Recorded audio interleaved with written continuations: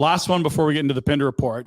Wacey in Saskatoon has got some Mitch Love ties. He obviously was in the organization before coming to the Stockton Heat / Calgary Wranglers. He's obviously a prime candidate for the Flames head coaching job. What do you know about Mitch? What can you tell us about this guy that, is on the board as a candidate? Well, I know Mitch just, playing against him in the Western League and the American Hockey League and passing by, like we're cordial, we'll say hello. Our head coach, Brendan Sawney, him and Mitch were assistant coaches under Kevin Constantine. So, just seeing how they prepare, how thorough and detailed and just of how they do their business, that I couldn't be under a better, I guess, a tree or umbrella of coaches to learn from. Sure. And just seeing how Brennan, he's a big Constantine, like Kevin Constantine, just how prepared and detailed it is. So I can't see how far off Mitch would be. I've never, seen him prepare a coach, but when you've done what you've done in the American Hockey League with, just, the inconsistency of rosters and the ups and downs, but just how good he's been able to, constantly produce players that are ready to play in the NHL or the teams that are, succeeding at that level. It's really hard to do at that level. And Mitch is, I couldn't think of a better time for him to be a coach in the NHL. So we talked about this, Rhett, I want to say like 2 months ago. And in one breath, it's like, oh my gosh, coaching in the A would be great because everyone's motivated. Everyone's a good performance away from a theoretical call up and adding a zero to the end of their salary. And like, it shouldn't be hard to put a carrot in front of a player. But you alluded to something that I was always reminded of.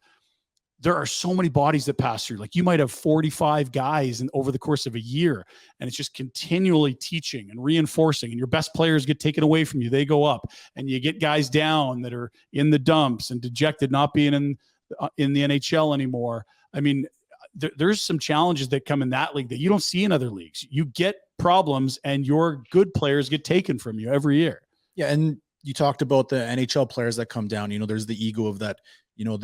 I've been a part of some teams that, those guys they have the bottom lip that's been hanging. And sure. The guys that are career AHLers that, I need to stay in this league to feed my family. And then you have the up and coming guys so the mix of ego that is in an American Hockey League, the room is kind of wild.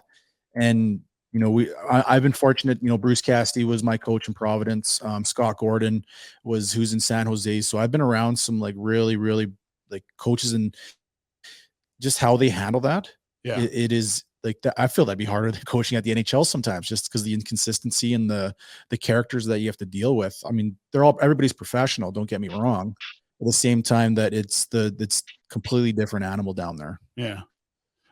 You any more thoughts on Mitch, Rhett? The more you think about these candidates, or is it just same as we've been for a couple of weeks? He's a great candidate, internal guy.